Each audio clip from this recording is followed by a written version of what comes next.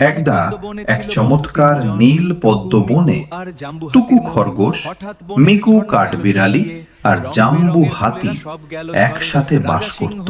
কিন্তু একদিন হঠাৎই সব বদলে গেল। বনের জাদুর ঝর্ণা শুকিয়ে যেতে লাগলো, আর ফলগুলো ম্লান হয়ে বিবর্ণ হয়ে গেল। যে এই জাদুর ঝর্ণা ফিরিয়ে আনতে পারবে সে পাবে রাজকীয় পুরস্কার এবং বনের রক্ষক হিসেবে সম্মান। বন্ধুরা, আমাদের এই বনকে বাঁচাতে হবে। আমরা কি ঝর্ণাটা খুঁজে বের করতে পারি না? অবশ্যই পারি। আমি আমার বাদাম গোছানো শেষ করেছি। চলো এখনই রওনা দেই। আমিও তৈরি বন্ধুরা, তোমরা আমার পিঠে উঠে বসো, যাত্রা শুরু করা যায়। তিন বন্ধু পাহাড়ি পথ বেয়ে চলতে চলতে এক রহস্যময় গুহার সামনে এসে পৌঁছালো। বন্ধু মিকু, এই সোনা আমাদের কোনো কাজে আসবে না যদি বনের সবাই তৃষ্ণায় মারা যায়।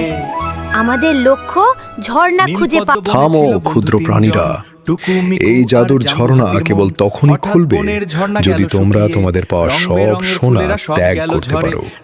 তোমরা কি রাজি? হ্যাঁ জাদুকর মশাই, আমাদের কাছে বনের প্রাণীদের জীবন সোনার চেয়েও দামি। তোমাদের সততায় আমি মুগ্ধ। এই দেখো, ঝর্ণা আবার প্রাণ ফিরে পাচ্ছে। মুহূর্তের মধ্যেই বিশাল পাথর সরে গেল এবং স্ফটিকের মতো স্বচ্ছ জল বয়ে চলল পুরো বন জুড়ে। আমরা পেরেছি, আমাদের বন আবার সবুজ হয়ে গেছে।